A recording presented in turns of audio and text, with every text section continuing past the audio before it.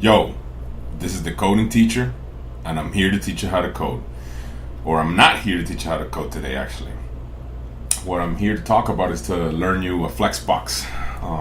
So Flexbox is the specification for CSS layouts, right? And I think pretty much if you're still using floats or anything else other than Flexbox to do your layouts, it better be your first few months coding, because Flexbox really is way superior to all the other stuff. It's cleaner syntax and much more powerful. To start with, you can have a bunch of different kinds of spacing automatic, and the main things that we're going to cover today are, the main rule, how to unlock Flexbox, so to speak. The two main concepts to understand the Flexbox before you get into it. How to vertically center with Flexbox, and I forgot to put something here, different kinds of spacing with Flexbox. How to size items proportionally to one another in Flexbox. So that's another really cool thing. So let's say that you have a container that's the width of your screen, and you want you want to have 3 columns, and one of them has to be 1/5 and the other two have to be 2/5 of the screen. Flexbox can do that for you real easy. Then we're also going to talk about how to override the parent's flex properties, and how to and then we're going to try to build a little bit out of a layout from Dribble. So this layout right here for a blog, I'm probably going to do the first 2 sections, this and this, and it's not going to be like nearly this clean. I'm not going to worry about fonts. I'm not going to worry about the colors being on point. I'm just going to or even the image. I'm just going to worry about emulating the actual layout with Flexbox so that you see it in action. And also in this section I'll get into responsiveness with Flexbox. So I want this, so when I collapse the width of this, it should it should be responsive, right? So when in mobile view, these 3 should be on top of one another as opposed to being next to one another like that. So let's get started. This is not a coding best practices thing. This is focusing on Flexbox. So my style sheet is going to be in the same file, and I'm going to do a lot of different things that are not necessarily best practice. So don't look at everything you see here and emulate it. Just focus on the concepts of Flexbox, right? So before we get any further, let's actually see what we have going on in this layout. 1 div, 2 div, 3 div, and divs are this display block by default. So what we should have here is these 3 should be stacked on top of one another. But let's go make sure that that's the case. There we go. So they are stacked on top of one another. Let me open my developer tools and look at my elements so that I can inspect everything. So they're stacked on top of one another, and they're displaying display block. So let's go back here, and let's just say that the container, so this class right here, is gonna be display flex. And when you have a container with display flex, all of its children are automatically gonna be flex items. However, its grandchildren will not, and this is something that I see a lot of students have issues with. So if this guy is display flex, this guy will be a flex item and will obey the rules that you set for this guy. However, if you have this, the H1 will not be display flex. So in H2, the H2 will not be display flex, and the flex rules will end right here at this div. It will not affect any of this stuff. So that's something to keep in mind. Now let's go see what that's like. So now display flex by default, it gives me similar behavior to inline, as if the children of the thing that has display flex now have display inline. They're next to one another, right, with no margins in between. So if I want them to come back to being on top of one another, I have to use this property, basically the flex direction. So flex direction column. The default when you have display flex is flex direction row. And now you see there, they're all stacked on the column. And that doesn't seem like it's a heck of a lot different, but flex is, you can do like everything in layout with flex. So let's go back to row. So flex direction row is the implicit one, the default one, and we're gonna size these elements as if they were like 3 sections of a website, right? So we're gonna say box 1, box 2, and box 3 are just gonna have width, let's say 100 pixels, and max width 30%. And padding 1 rem, and box shadow so we can see them. And it's gonna be 0 horizontal, 0 vertical, 4 pixels of blur, 3 pixels of size, and then the color is a nice gray. Let's see where we're at with that. Oof, that looks hideous. Let's go lighter on, actually let's go too little. Alright, and then let's have, I'm padding this wrong, and let's have a height of whatever, 200 pixels. There we are. So now I have my container, it's right there, and then I have the 3 divs inside. I'm also going to say text align center, and I'm going to separate them a little bit with margin. Okay, so now I have 3 little boxes next to one another, and this is the minimum that I that I want to keep having in order to be able to play with it. So how do I center along my flex container? This is where we come into this, the 2 main concepts: interaction between flex direction and align justify. Right now, this thing implicitly is flex direction row, okay? So implicitly, that's what we have. I'm gonna comment it out, but that's implicitly what we have. If we want to change the positioning of our flex items along that main axis, along that main flex direction, then we have to use the justify rules.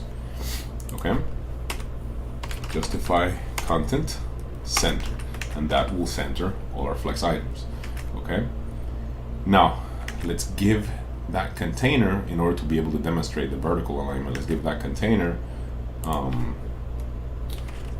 a height of, let's just say 90 viewport height. Okay, so we have that container is large, and we have these 2 by default, you know, they're at the start. So if we want to vertically center them in the container, then all we have to do is say align items center. Align is the set of rules that's going to change the positioning of the flex items along the non-main axis. So flex direction defines the main axis. Right now we have flex direction row, so this is the main axis, and this is where justify is going to be changing the positioning of the items. Align is going to be changing them along this axis. Okay, we can also put those guys, for example, at the end, but actually I'm not going to get into that. Let me show the converse for now. I'm going to delete this, and get back to how it was. Now let's say that I had flex direction column. So this is what I have. Okay, now let's say that I want to center them. Like I want to put them in the middle of the screen, center them horizontally. Well, my flex direction is column, so if I use justify rules, I'm going to be changing their positioning along the vertical axis. So let's see that. Justify content center is going to push them down a little bit, centered in the main container. That's not what I want. If I want to move along this axis, if I want to move the items along this axis, and the container is flex direction column, then I have to use align items. So let's do that real quick. Align items. And there we are. So now we're centered horizontally. And we had to use align items because the flex direction was column. So if the flex direction is column, justify is going to take you up and down. If the flex direction is row, justify is going to take you right and left. Align is going to take you the other direction. Okay, that takes a little bit of time to like wrap your mind around, but once you do, it's pretty simple. So now let's talk about the different kinds of spacing and how to position. So both justify and align are really directionless, right? So like justify is not up and down and it's not left and right. It depends on the flex direction. Justify is in the same direction as the flex direction. So you can't ever like think in terms of left and right, up and down, okay? Because if your flex direction is row, justify will be left and right. If your flex direction is column, like now, justify will be up and down. So you can't have a rule that, you know, justify content up or justify content left, because that doesn't make sense. Because if you say justify content left in this context, where the flex direction is up and down, what does that mean? It means nothing. So that's a useless rule. So that's why the terms are flex start and flex end. So if you want, let me go back to the flex direction row, and this is what we have. So we have align item center is going on the secondary axis, right? And let's say that I want to justify these three things towards the end, right here, towards the right. Well, the justification direction is horizontally because I have flex direction row. And then what I have to do is justify content flex end right there. So let's go and see that in action.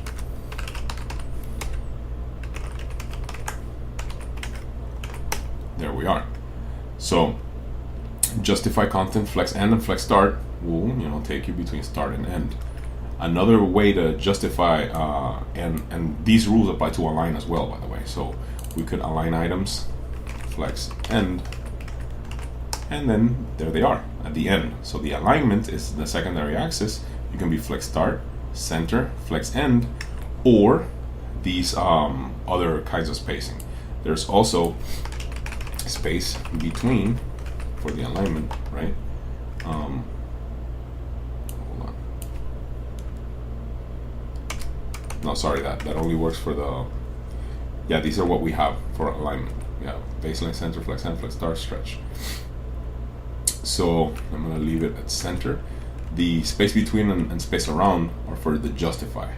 So how are those elements going to occupy the main axis? So if we put flex end, they're all going to be towards the end of the main axis, right? If we put flex start, they're going to be towards the start of the main axis. If we put flex center, they're going to be centered. If we put space between, look what it's going to do. We put space between, then it tries to maximize the amount of space between them. So it pushes the first one all the way to the left, except in this case, you know, we can't go all the way to the left because we have that margin. So you see that orange margin right there, plus the margin of the body. I'm actually going to get rid of that because it's confusing things a little bit. All right. So we have that margin, you see, that doesn't let the one div, the box one, get all the way to the left, and we have in box 3 we have a margin 2 that doesn't let it get all the way to the right, but it goes as far as it can, and then it, you know, splits the space evenly between the other elements. If we had another one right there, then that's what would happen. Like the first one all the way to the left, the last one all the way to the end. So the first one all the way to flex start, the last one all the way to flex end, and then the rest of the space evenly be distributed between the other elements. Now, the other spacing rule is space around. What that's gonna do is distribute the space evenly around each one, right? So it's gonna pretty much compute the amount of available empty space and divvy it up and assign it to each element individually. So you see, this amount of space right here is roughly half, no, not roughly, it's like exactly half of this amount of space right here between the two margins of the two elements, you see? Because what it did is it grabbed the amount of empty space and divvied it up and assigned it to each one of the flex elements, so that each flex element could have that amount of space around it. Okay, then now let's say that instead of wanting to give these guys a specific width, I wanted to do it like this. I want box 3 to be twice the size of boxes 1 and 2. So instead of giving them a set width like that, I'm going to say flex 1. And for this one, I'm going to say flex 2. And then there we are. This one is twice the size of these. So notice that the justified content space around no longer has any effect, because when you have this flex, and this is short for flex row, by the way. Flex row. When you have that, when you have these flex rules, I'm going to go back to there's obviously a tiny little difference between flex and flex grow. Flex is a shorthand notation. You can specify a bunch of numbers right there. Is grow, shrink, and I think wrap also. I always just use them as a number because that's the way they do it in React Native, and that's how I learned Flexbox. But anyway, you will notice that the space around rule no longer has any effect, because what this flex shorthand rule is saying is, look, you are going to grow all of these elements so that they're all proportional to one another, okay? So that they take up, you're just gonna divvy up the amount of space that's available from the parent. So this is the parent, right? Along the main axis, there's a certain amount of space available. Let's say like 1,000 pixels, right? You're gonna minus the margins. So let's say it's 1,100 pixels minus the margin, 1,000 pixels. You're gonna divvy up the space available evenly among all these elements, right? And then I'm coming down here and I'm overriding the flex 1 for box 3 and saying, no. You are gonna be twice the size of these other guys. So that's why this one's twice the size. So if I were to say, for example, here 3 and right here 4, then all box 1, box 2, and the second box 2 would all be whatever certain amount of size, and box 3 would be 33% bigger, like 4/3, right? And so like there, 33% bigger. Or if I say 6 right here, it's the same as saying 1 and 2. Okay, so that's the basic way in which you size elements relative to one another. Now, if we want to override the parent's flex property, so let's say that we want this div to be right here at the bottom right. What we can do is to box 3. Remember that the parent has align item center, and that's why they're vertically centered. Box 3 can have align self flex end, and then it'll be there. If we want box 3 to take up the entire vertical amount of space, we can also say align self stretch. That didn't work. Oh, because it's a set height. Yeah, so if it's not a set height, it'll work. Just not in this case. And what's the other thing? Is there anything else that I want to cover here? Align self center, flex end is at the end, flex start is at the start, stretches. So that's the basic gist of it. So that's how you override a property. So let's see that in action again. Let's say that I want to make box 1 be at the top and box 3 be at the top and box 1 be at the bottom. So box 3 will be align self flex start, and box 1 will be align self flex end. I think that's what I said I wanted to do, right? Like box 3 at the top and box 1 at the bottom. So that's how we can, that's pretty much the gist of Flexbox. But I know with everything I've given you, you're probably still gonna be like, how do I use all of this? So I'm gonna go through a practical example, and I'm gonna cover the one important missing rule, which is flex wrap. So actually I'm gonna just cover flex wrap right now with the example, so that you guys can see. And if I shrink this, right, it stacks too thin, right? So that's not a responsive site. That's a whack looking site. So if we want that to be responsive, what we can do is say flex wrap. And because they have set widths, that should work already. Let's see. No, it doesn't. So let's see, flex wrap.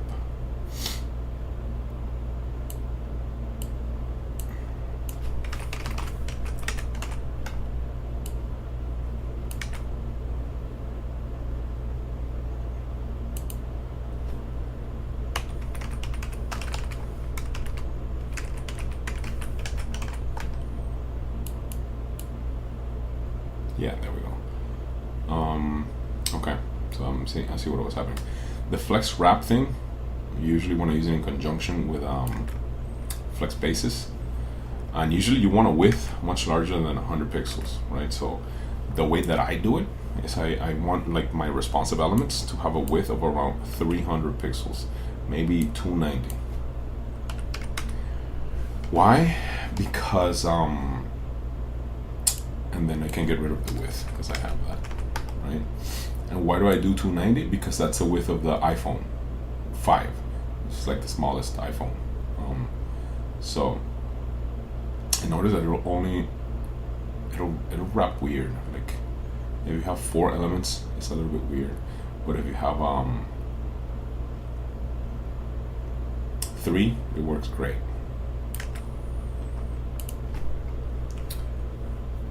Let me see if this is interfering. Yeah, that's behaving a little bit better. However, that bottom div, when the first one wraps, that's always a problem too. Flex basis, blah, blah, blah.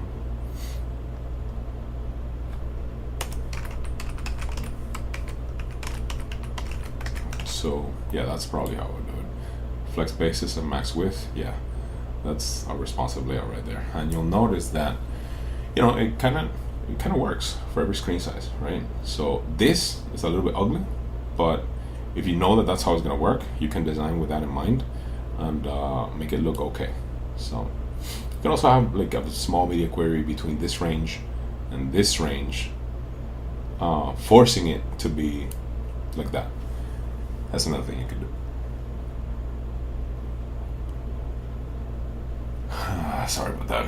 I was about to sneeze. Anyway, where were we? Okay, so we're gonna build that layout from Dribble.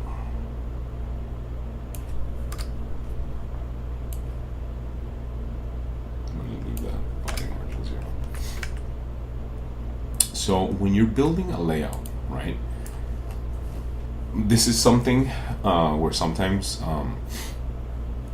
people disagree with me.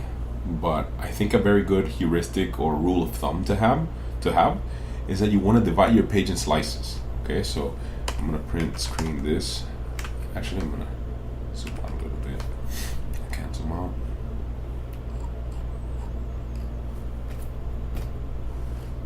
No, I can't zoom out. So anyway, I'm gonna paste it into Paint.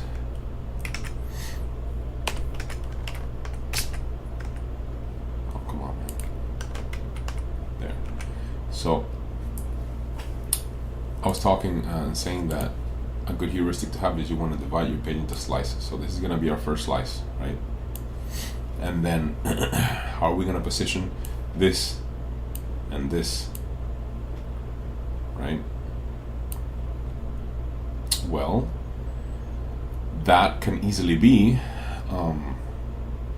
it depends on how you want this to become responsive, but I'm not gonna make this responsive now because I think that the best way to do responsive menus is to just like hide this element like right here and come out with a hamburger icon. So I'm gonna assume that the menu is for desktop only, and the way that I'm gonna do it is, well, I'm gonna split this into 2 flex items. So my first row is gonna be this thing right here is gonna be a flex container, and then the 2 items inside of it are gonna be this big half of the screen, right, and the other half. That's gonna allow me to yeah, that's hideous. Okay, so that's gonna allow me to split the available real estate in half And then use flex properties to create this layout right here. And that may not work that well, so let me think. Another alternative, and this may be what I end up doing, just have the image by itself, right? Have the red as the display flex container, the image by itself, and then the next thing is a div with this, right? So with that, I can just do space between and give this some margin left with some media queries to change the margin right, sorry, with some media queries to change the margin right depending on the screen state. Same here, there's some margin left with media queries to reduce the margin depending on the screen size, and that's it. Now moving on to the next slice. So this other slice right here, that's gonna be my flex container, right? And there's gonna be two flex items, this one and this one. They're gonna have like a max width of, let me see how much, max width and flex basis of, what is it, 600?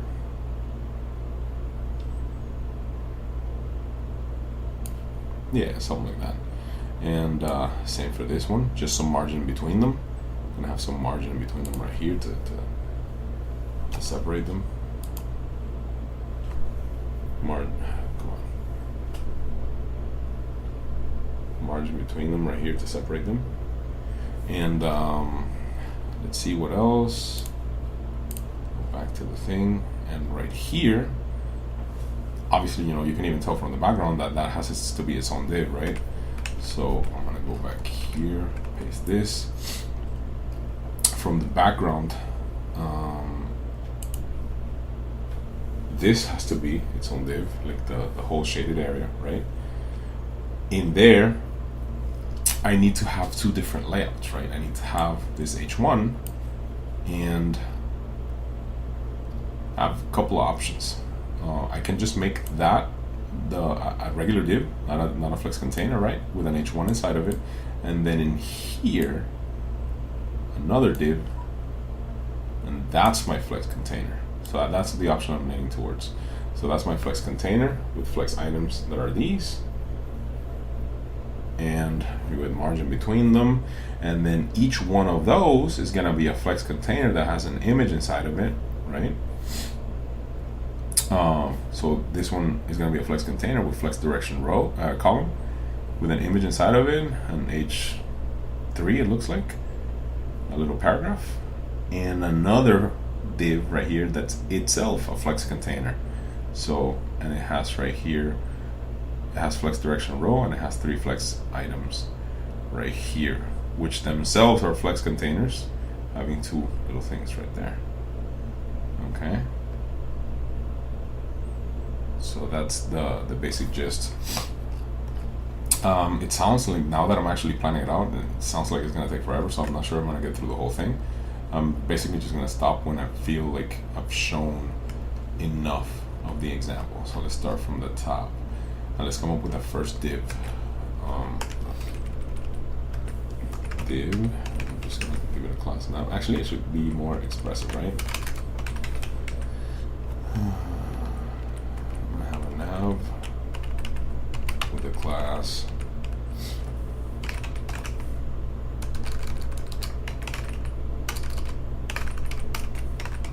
nav bar, and then the first thing that I have here is that blogger logo. Let me I'm going to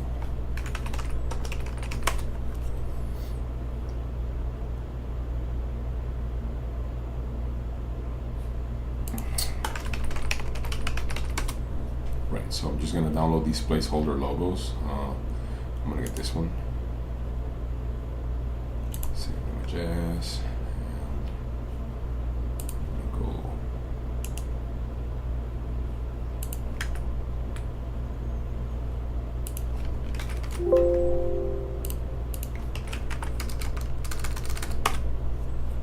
Save it there. And here.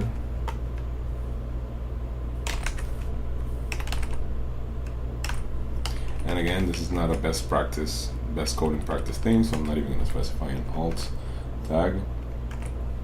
I have my Acme logo right there. Now I have to look at the design to get a notion for the spacing.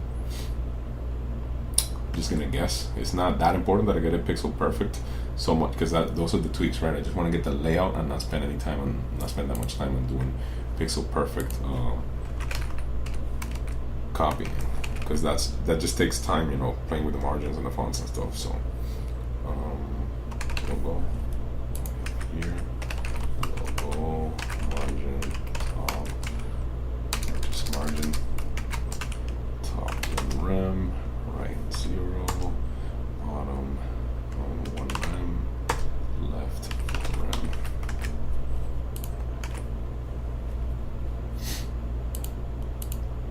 And of course, I don't have a dot in this, so it's not gonna work. And now I'm gonna say my nav bar is going to have display flex. The next thing inside that is going to be a div for, actually I'm going to say navbar container, because that's not really the navbar, is it? This one is going to be div navbar, and it's going to have what I need. These can be whatever, they don't have to be. People like doing these as lists. I don't know why. I think that's just more asking to do more CSS. I'm going to do them as H3s.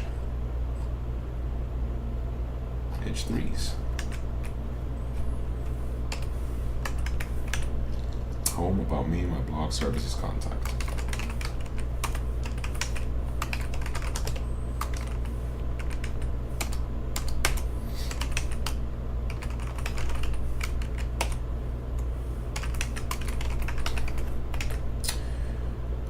My blog and hire me.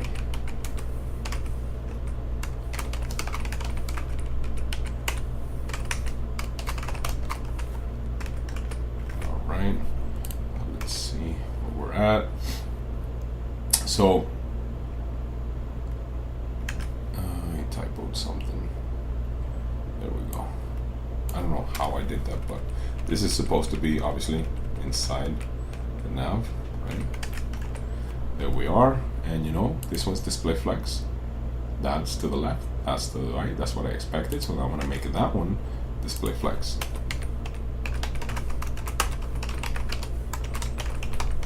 And that's gonna line them up horizontally. So now I gotta give them some margin, right? So what's that, like 4 rem? No, 2, I'm using, 2 rem each. So 2 rem here and 2 rem from this one. So let's see.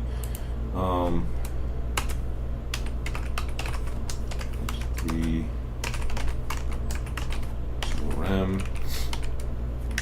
and let's see what that looks like now. All right,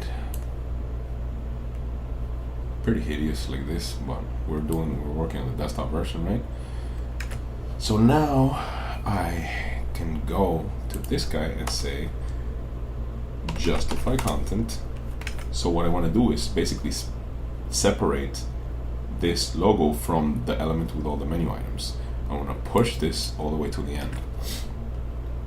Justify, and I can do it a couple of different ways. I can say justify content space between, and that'll push it to the end. And I would couple that with giving this a margin right 4 rem in order for that to look sort of similar to this. So that's where the page starts. Or another way that I could do it is, instead of justifying like that, I could say justify, no, never mind, I can't do that. Yeah, so that's the best way. That's the best way right there. So that now that I have that, I mean, I could spend some time adding that border, but sure, let's do it. probably a mistake, but border 1 pixel solid and like a medium gray. So, and border radius 70%. Oof, heinous.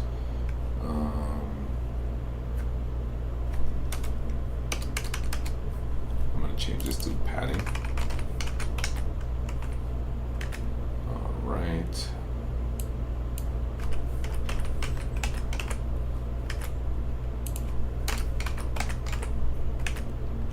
Play with that. And padding. Right.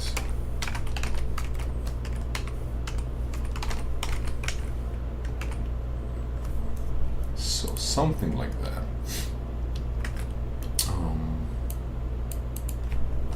Top and bottom 0.75, left and right auto, top and bottom 0.25, left and right 2 rem.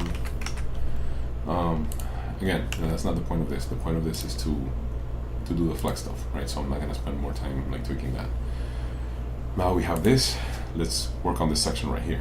I'm just gonna call it like a hero section. Div hero section, and just in case you don't know, the hero image is usually what you call the first image that the person sees when they land on the page. So this would be the hero image / hero video, because it looks like they wanted to be able to play that. So how is that going to be split? I'm going to have 2 flex items right there.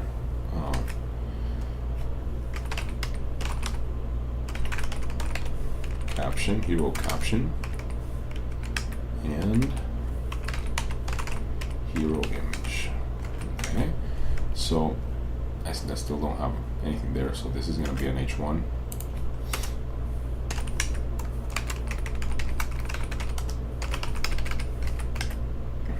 And this is going to be an H3, I think.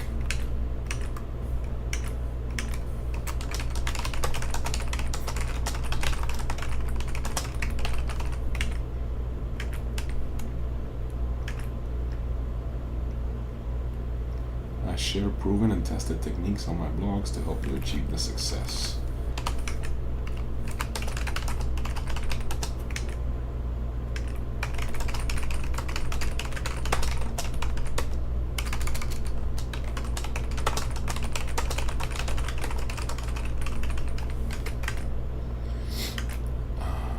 And then we're going to have that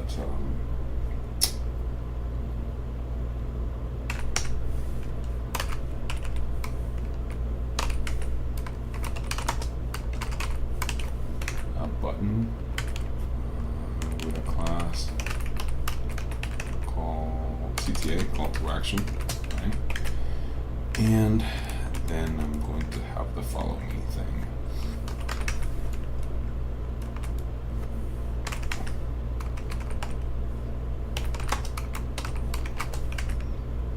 And I'm just going to create little divs for the social media icon instead of bothering with the icon.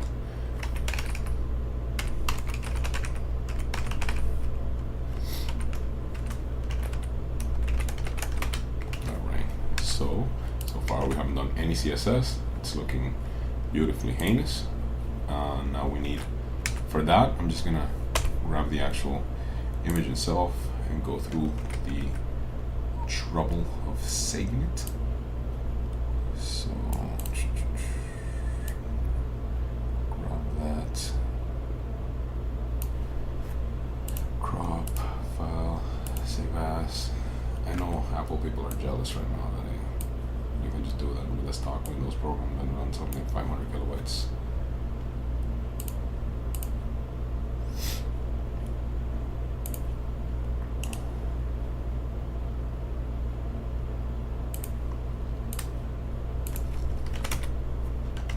Oh, come on. Copy full path. There we go. And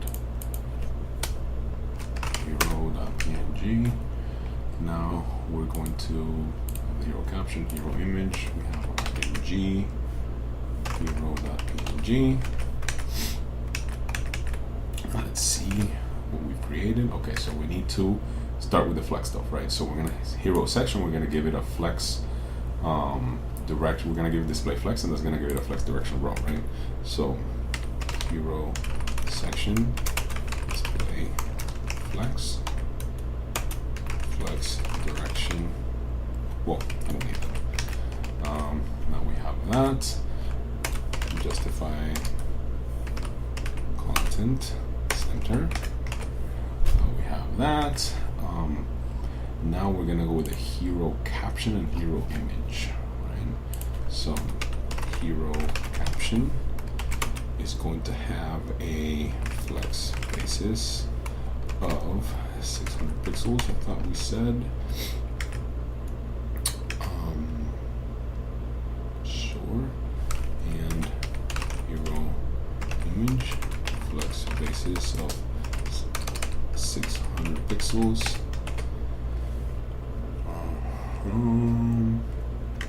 And they both need to have a margin. Both need to have a.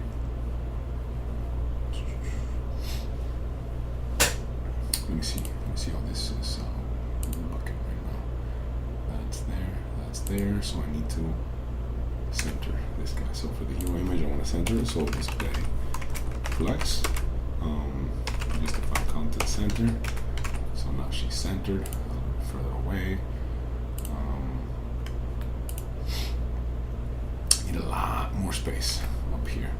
So for the hero section, I'm going to say padding top, something like 10 rem. A little bit better. Which one? I have to like invest a little bit in the CSS so that it actually looks somewhat, you know, so you can tell that it actually is shaping up, right? So let's go main title, and that looks like font size. What does that look like? 3.5 rem.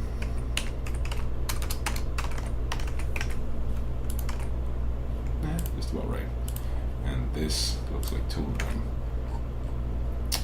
So hero caption h3 is going to be 2 rem.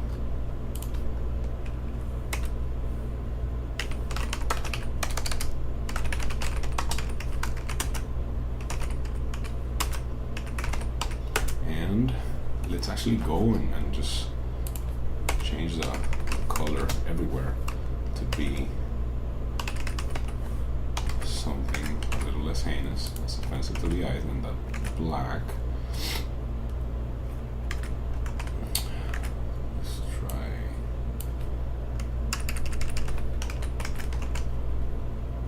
too much.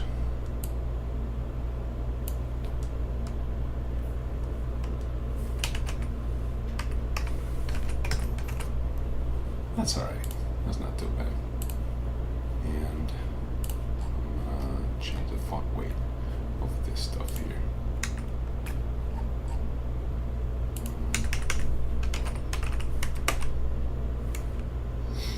Normal or 300 should be the same thing.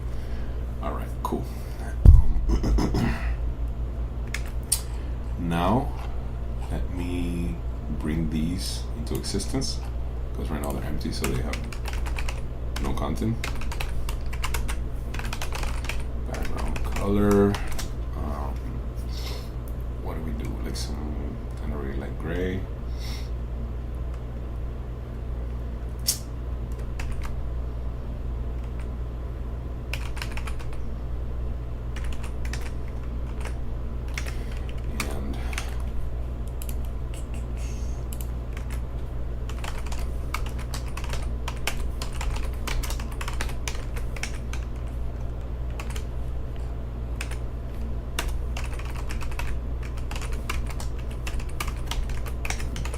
And so now we have our little circles, and let's see how they're set up. We have this div, right? Let's say class social, and then all of these are stacking on top of one another. So as soon as we say social display flex, they're gonna be like that. There's something ugly there. So I said here, site social, this guy has too much margin, so I gotta take off those margins and give the margin to the social section itself. Margin 1 rem 0. So top and bottom 1 rem, left and right 0. Display flex, and then social. What's it called? The H3. Social H3 margin 0, and display flex. And I can say justify content, space around, and let's see what that looks like. Space between.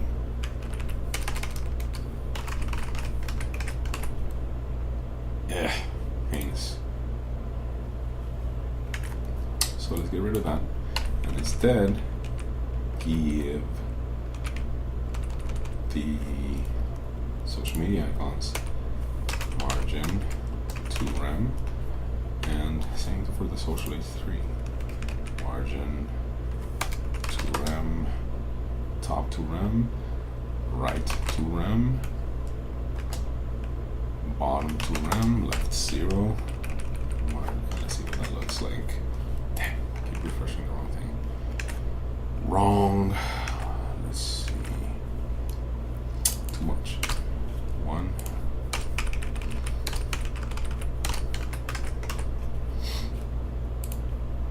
Nah, that's not too bad. That's not too horrible. I mean, I still need the space there, but it's not too heinous.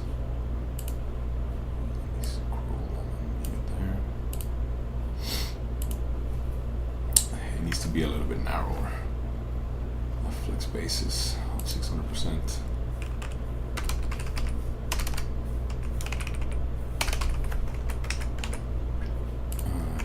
Here, that's a little bit better. And there needs to be a margin between them then. Hero image and hero caption.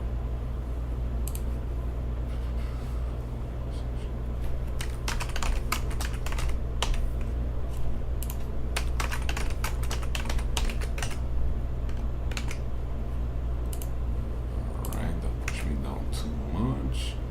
So there we go.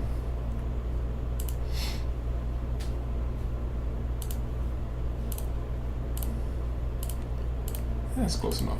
Now that I close developer tools. I mean, it's not really close at all, but it's shaping up, right? So let's move on to that next section right here, and I'm just gonna basically do a fixed height for these and not worry with any of the internal layouts. Make it responsive, and that should be, actually, you know what? I'm just gonna do the responsiveness right here. Because I don't want this video to drag on forever and be too repetitive. So I'm gonna make it so that when I shrink the window, that doesn't happen. So let's see. Hero section. Let's wrap, and dun dun dun dun. That's all it took. That's kind of dope. Right, so I mean, we have a million details left, so not the least of which is the shadow on this stuff. Ooh, that shadow is kind of ugly, but anyway, we need the shadow here, we need the shadow here, we need actual social media icons, we need the button, but that's kind of the gist of Flexbox, right? This thing would probably take me like 20 hours to make, you know, all the way down, maybe even more. So it's a very, very nice design. I just wanted you to get a mental picture of how Flexbox works and how you can use it for real live layouts, and how it's freaking amazing. So that's it for this episode. This is the coding teacher signing off. I hope you found that useful. You learned a lot, and I'll see you guys next time.